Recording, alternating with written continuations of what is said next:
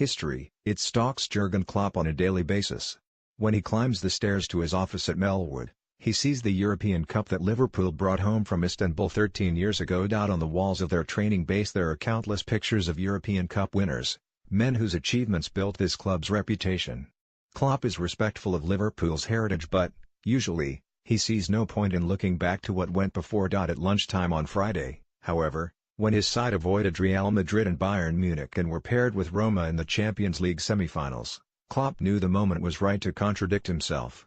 In a draw loaded with historical references, the Eternal City is a shrine to the era when Liverpool ruled Europe. So Klopp, in the next week, will watch DVDs of those finals and study those golden images, from Tommy Smith's soaring against Borussia Mönchengladbach in 1977 to Bruce Grobbelaar's spaghetti legs in the shootout that toppled Roma in 1984. Will it help prepare for the tactical battle at the end of the month? No. But, as he attempts to join Bob Paisley, Joe Fagan and Rafa Benitez, the immortal managers who delivered Europe's greatest prize, Klopp knows somewhere in the grainy footage inspiration will be lurking. I will watch them for sure, said Klopp. It is destiny. If any German goes to Bern in Switzerland, he cannot avoid thinking about 1954, Germany's first World Cup win. There are not a lot of people around on the planet from that time now, but it is just a special place. You think, okay, it happened here, well done all those guys.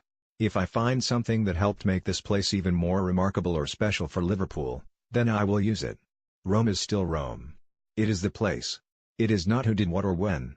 It's the place. Klopp is right. Istanbul may be freshest in Liverpudlian minds but Rome is where the club's most decorated player, Phil Neal, scored in 2 finals, where Graham Souness overwhelmed the Italians in their own stadium. An opportunity is there for one of the current group to join that company. I love our history but it is not allowed to compare us constantly, said Klopp. Those teams were great but they became great in these situations and now people say, they did it like this. The legends we all love are around and they are clapping because they like this.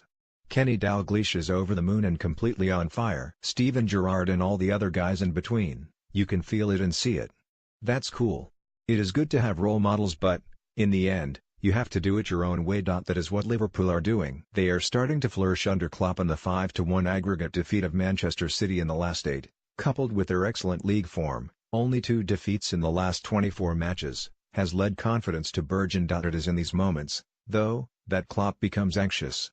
For all the praise that has come their way since beating Premier League champions-elect City, he has been at pains not to alter the structure of the working week. The only change in the routine has been a visit from club president Mike Gordon. For all the subplots that have been thrown up, such as Mo Salah returning to the club who sold him last July, I have happy memories, said the Egyptian. I love the fans there and they love me too. Liverpool have achieved nothing yet. That is a message Klopp feels the need to reinforce. When you are constantly told you are fantastic, it is the first step towards not being fantastic anymore, said Klopp. We have to stay really angry. We have so much to go for and it will never stop because even if the season is finished there will be space for improvement. We will work towards that. It is the plan. The relationship between us and the supporters was always good, but the belief from both sides has reached the next level and that is all credit to the boys because of the things they did. But now you have to stay greedy and want the next step. The next step in Europe would be the final and another chance to make history. Those who believe in omens will note the last time the 4 semi-finalists were from England, Spain, Italy, and Germany, Liverpool ended up lifting the trophy in 1981. Perhaps this campaign will end the same way but, if they are to climb that summit in Kiev on May 26, it won't be down to past achievements. Klopp recognizes an illustrious past can play a part but destiny will be only reached if Liverpool stick to what they have been doing. If someone thinks we will have an easy game, I cannot help this person, said Klopp. From an excitement point of view, it's cool because I've never played in Rome. It's a beautiful city for sure, but we are not there for sightseeing.